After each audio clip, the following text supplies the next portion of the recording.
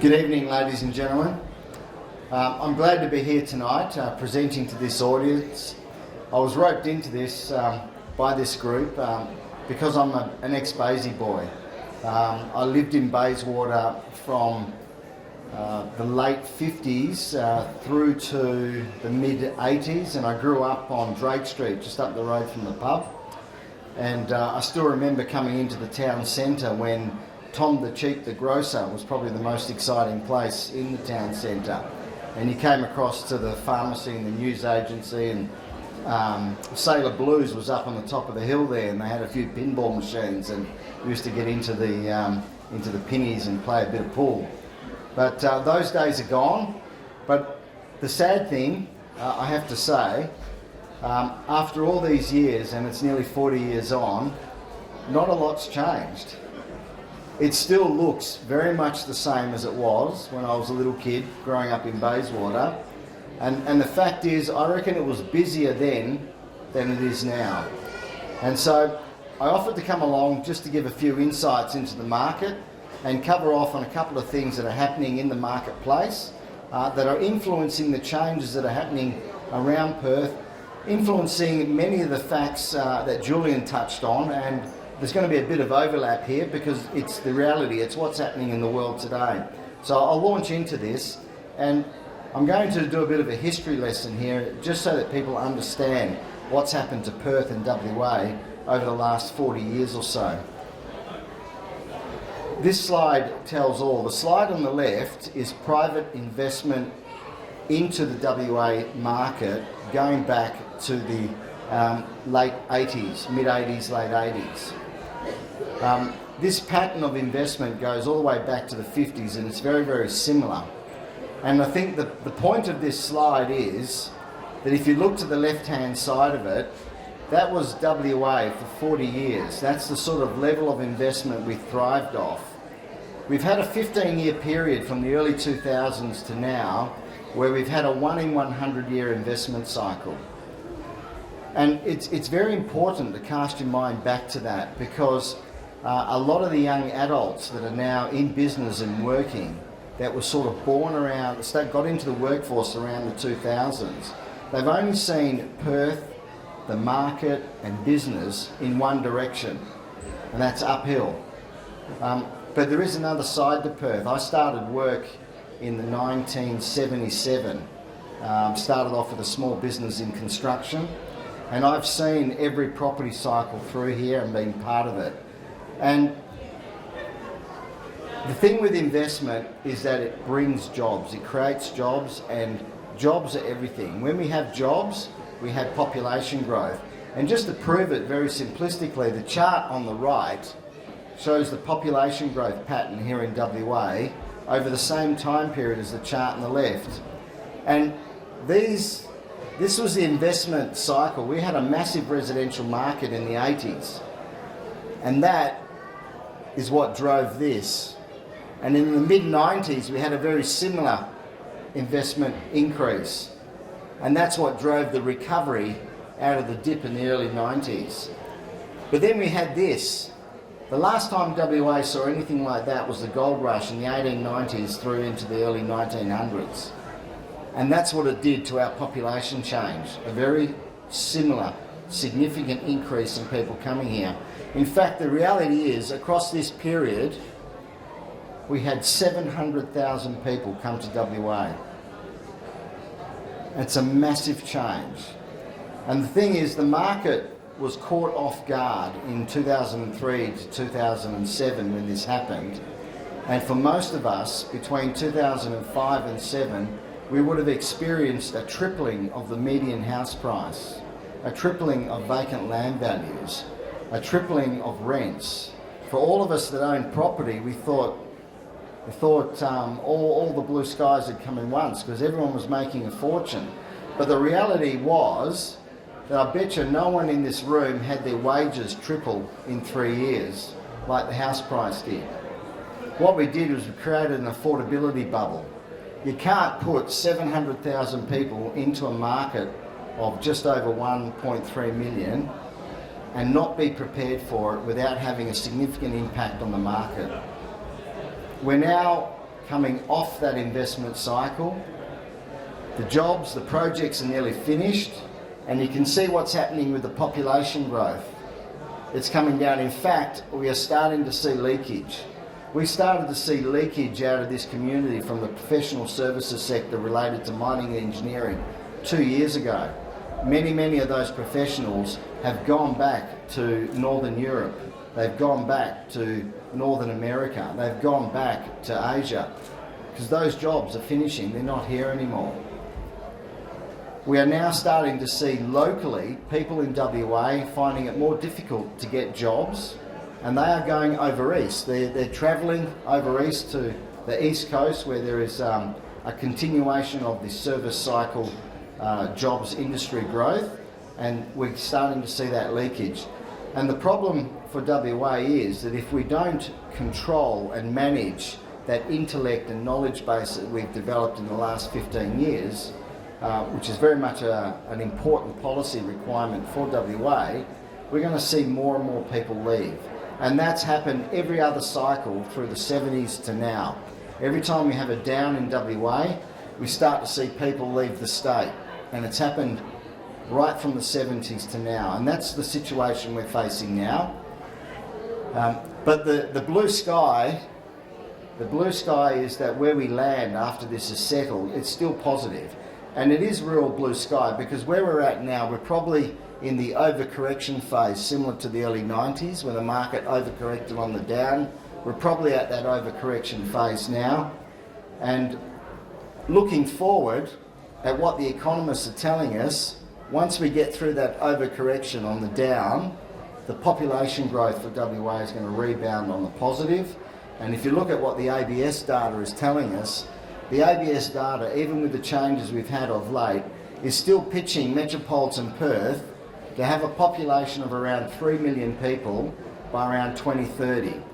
Now, if you imagine we're around 2.2 million and we've got 14 years to go, we're still looking to add around 800,000 people to metropolitan Perth in the next 14 years. So my question is, where are we going to put them? Julian put up a map before that put them all out into the burbs, and that's going to be a travesty, destroying all the hinterland and the forests that we have left on the Perth marketplace. But the reality is the market has its own rule book, and it's driven by economics and finances, and we're living in a changing environment, and fewer and fewer people want to live out in the greenfield suburbs. Cities, if you look at the history of the growth of cities, cities grow out to a natural bound and then they start to grow back into the centre. In my view, that has happened in Perth. Perth has hit its natural limits and we are now seeing that growth rebound back into the centre.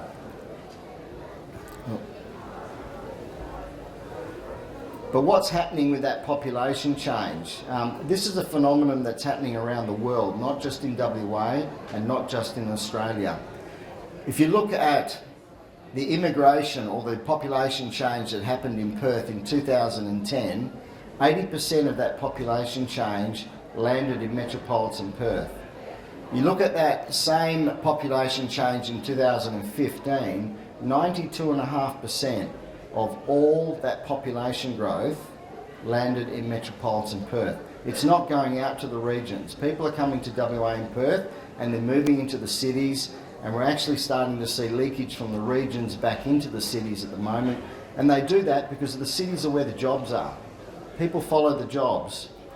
And just a bit more proof of that, this is not a new phenomenon. Look at the population change in Perth. Of all the people that have come to Perth, including the natural growth, the dark blue are the people that have stayed in metropolitan Perth.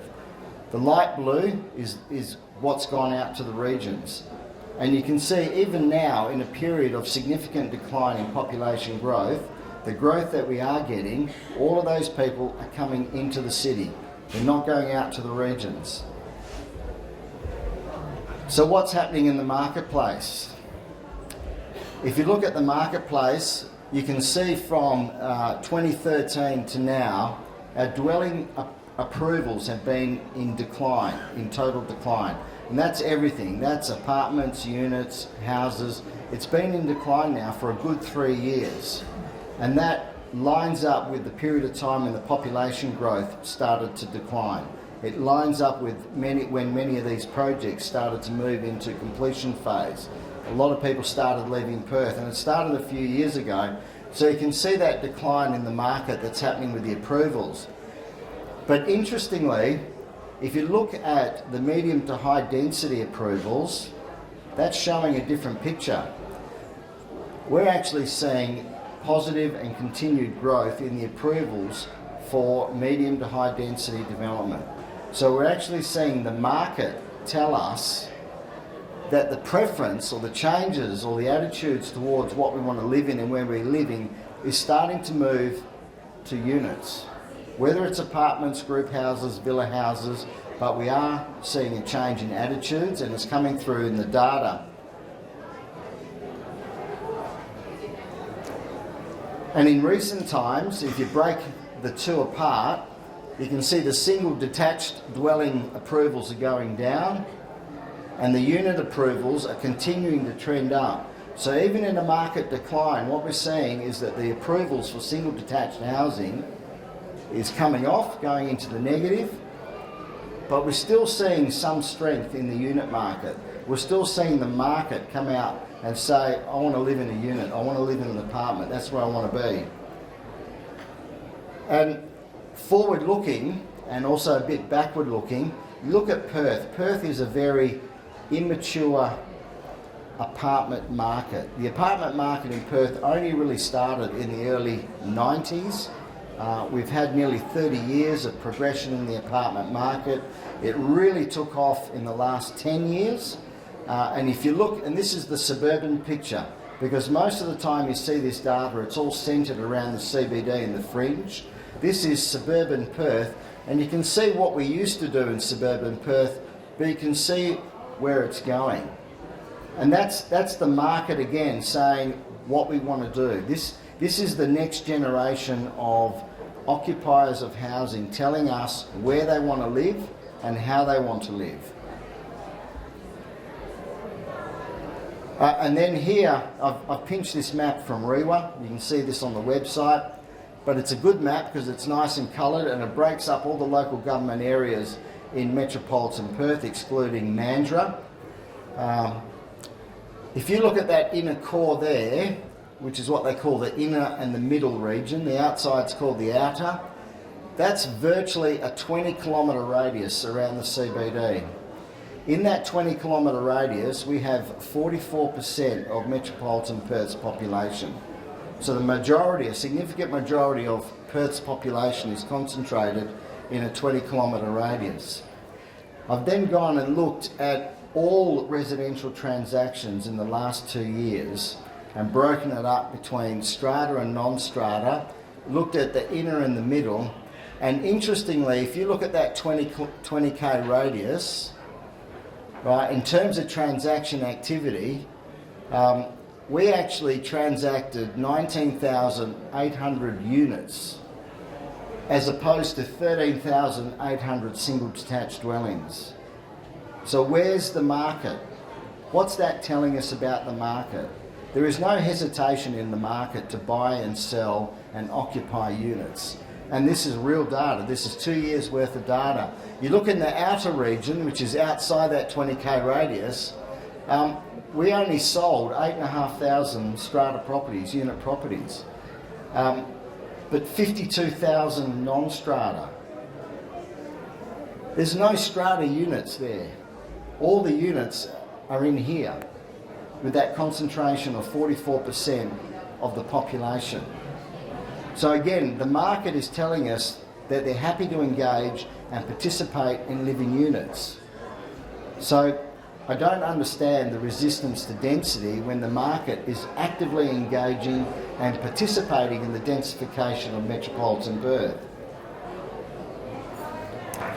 So we need to understand what's happening next.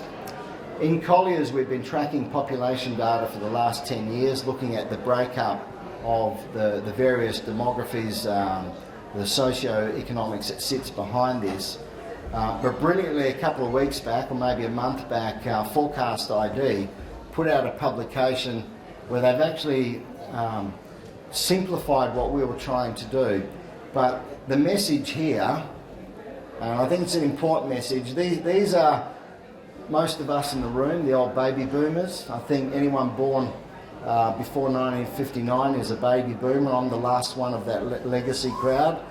Well, they're reaching their last legs. Unfortunately, we're a fading group of people. We're looking and making our own dwelling choices. We're looking to retirement, if not already in retirement. Some of us are looking at retirement villages. But the reality is, in terms of driving the residential property market for the next 10, 20 years, these guys are nearly out of the picture. Right? The problem we have is a lot of these guys are still decision makers and they still hold a lot of the money. But the reality is, when we're looking at projects like this, we're not looking at these projects for these people. These people grew up 50, 60, 70 years ago and they lived in a completely different world. What's happened with that population change that we've had in Perth?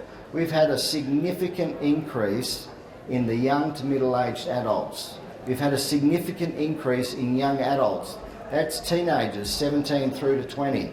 And you can see that in these two bumps here. So collectively, the young kids in our society today and the young adults, young to middle-aged adults, they're actually 3 times the power by numbers of the baby boomers. The baby boomers are coming to an end. So when we're planning projects like this and planning new development areas within Perth, we shouldn't be thinking about these people and their old norms, what they are hanging on to from their past. We need to be thinking about the young adults and the young children. Where are they going to live? What do they do? How do they want to live? How do they want to work? Because that's what we're building these projects for. We need to frame these projects for this generation of young people and middle-aged people to come through.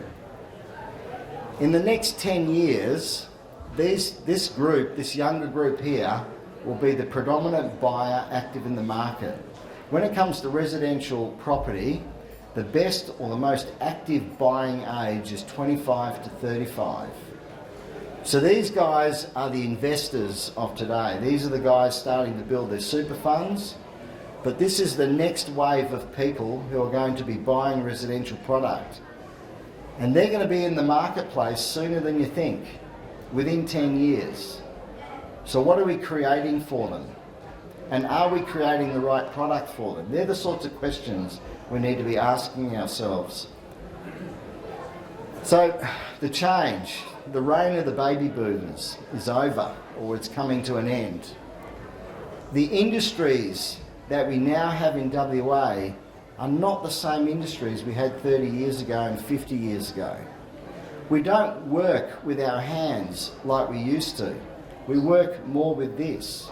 We work differently. Our tools are technology based. It's not a shovel and a pick. So we've moved on. Our younger generation is working with a different set of tools, with a different set of paradigms. They don't work like we work. Most of them in the future, in 10 years from now, won't work from an office. They'll work from home. They'll work in areas where they can co-locate and work together with other like-minded people. Not necessarily an office. They're going to be working from cafes. You know, the internet, technology, all of that's completely changed the way we work. And town centres like Bayswater, Bassendean, Claremont, all of these evolving town centres, these people are going to want to be connected, not just by technology, but by transport. They want to be living and working next to or associated with their peers. They're not necessarily going to want to live 50 k's out. A bright idea 50 k's out, if the other person you're working with is 100 k away and it's going to cost you $10 on a train fare, is not real good for some of these young kids. So these are the things we're seeing when we're selling residential apartments. We're seeing kids that want a connected and interactive workplace, flexible employment and varied careers, the ability to work from home, utilise co-working spaces, access to continued professional development. And that's one of the key reasons why the CBD remains and sustains its primacy as a CBD. It's what we call the bump factor. It's where you can co-locate different professions, different industries, and you can walk and talk on the streets together. That bump factor is very, very important, and it also applies in suburban town centres. And the other phenomenon we're starting to see, we're starting to see a lot of young people buying into the market, not as owner-occupiers, but as investors. They're doing that as a way to gain value, to achieve capital. They've realised that, shit, I can't buy a property and live in it because it's going to burn a hole in my pocket. But I can buy an investment property and make some money out of it. And when I'm older, 35 or more, I might be able to then buy my property.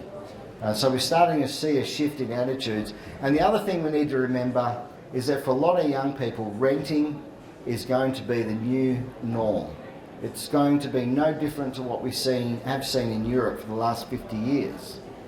And we need to understand that in terms of the residential market in Perth, nearly 50% of the market is driven by investors. If you don't have renters, you don't have investors. And because investors are such a big part of the market, if we don't have a market with that appetite, we just stop building.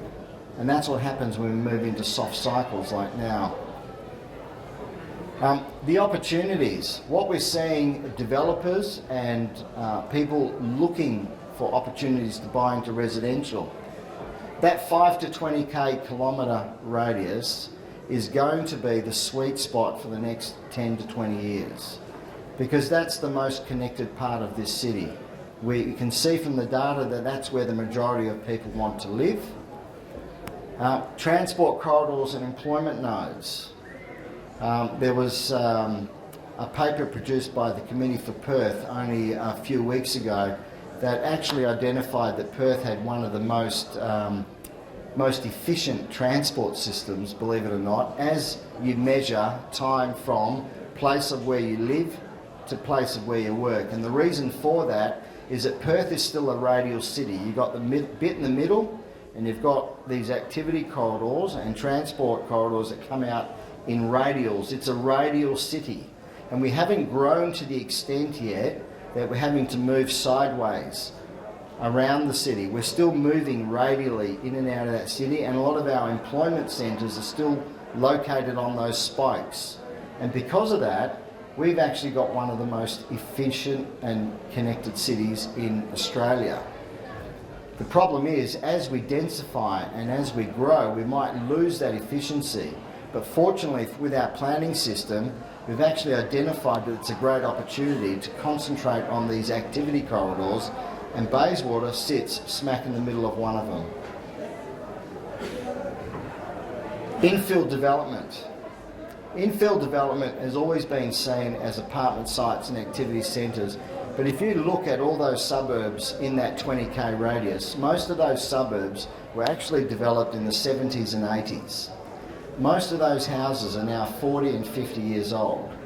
Most of those houses are sitting on 700 to 1,000 square metre blocks. Most of the people in those houses have been through a full family life cycle. Their kids have grown up, but they love their area. All their friends are there. Their favourite butcher's down the road. Everyone they know is close to them. But they don't want, well, the majority don't want an 800 square metre block with a 1970s house on, because we didn't build really good houses in the 1970s.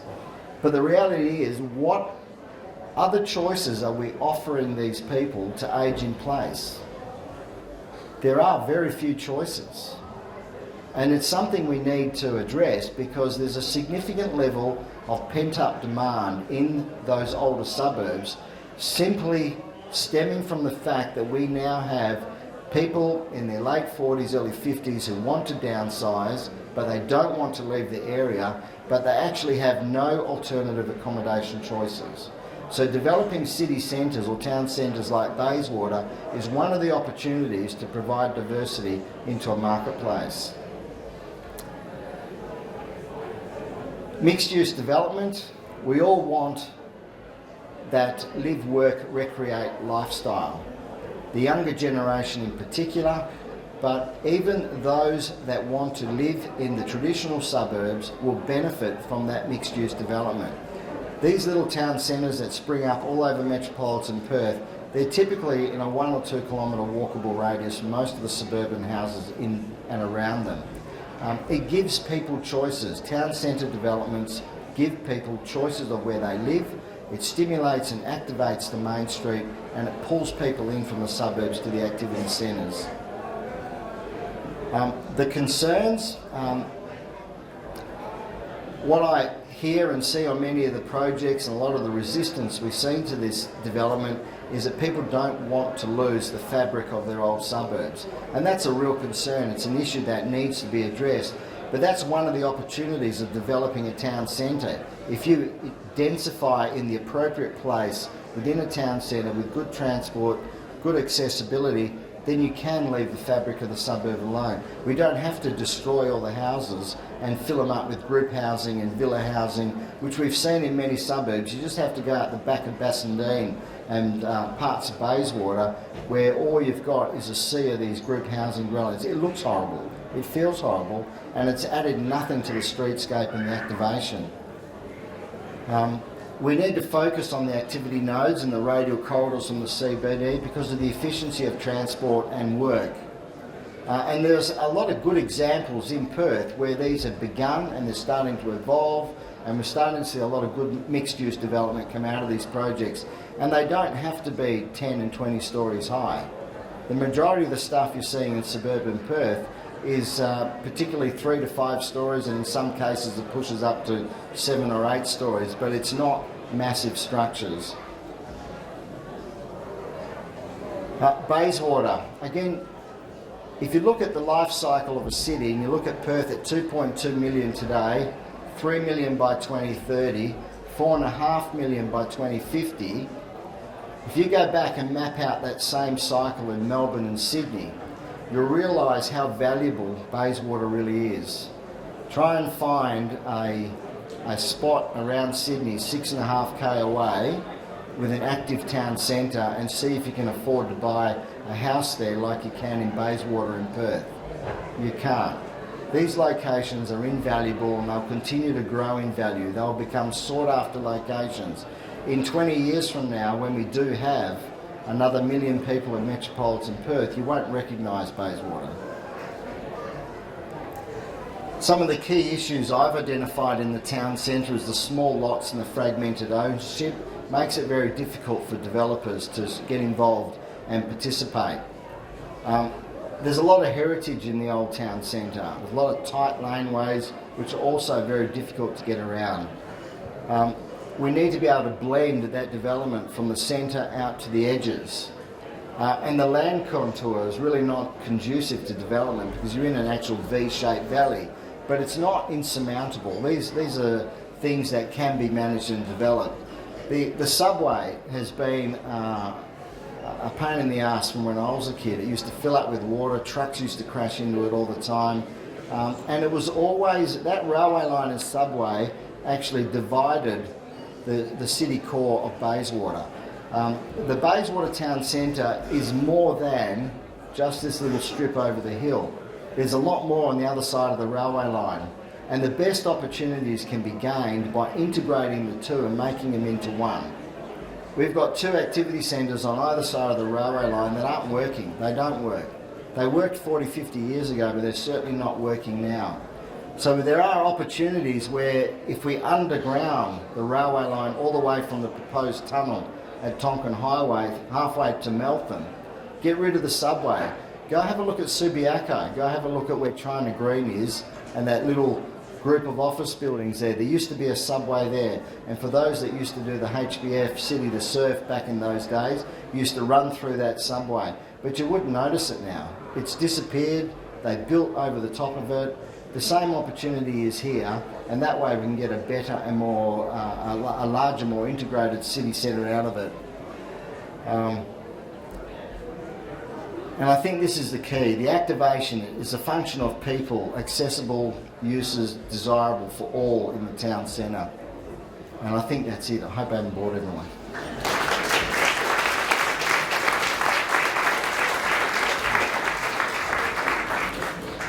Take that.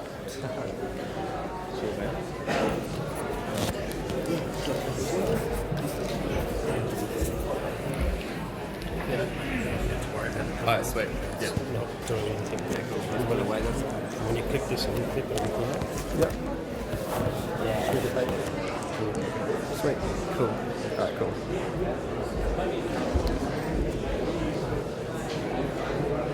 I'd like to thank again John Dosso again for speaking for us. Now, our last speaker for tonight is Stuart Doran. Stuart is a town planner at Urbis and a co-founder of Perth Urbanist, a forum which shares ideas and projects which he hopes will ultimately have a positive impact on the urban and cultural landscape of Perth. He is the recipient of several prestigious awards. Firstly, the 2015 Lighthouse Award. This award is sponsored by the Property Council of Australia and is presented to an outstanding young professional aged 25 or under, and the 2015 Planning Institute of Australia WA Young Planner of the Year Award. Stuart describes his passion for planning in this way. Planning lies within the concept of how our urban fabric defines how we go about our lives on a day-to-day basis. He believes that urban planning is oftentimes an unseen element of a city, and he considers that this is one of the key challenges facing planners today, to promote an appreciation and awareness of our larger urban context. Tonight, Stuart will provide a young person's perspective on the future planning issues facing Perth and Bayswater and the opportunities these present. Please welcome Stuart Doran.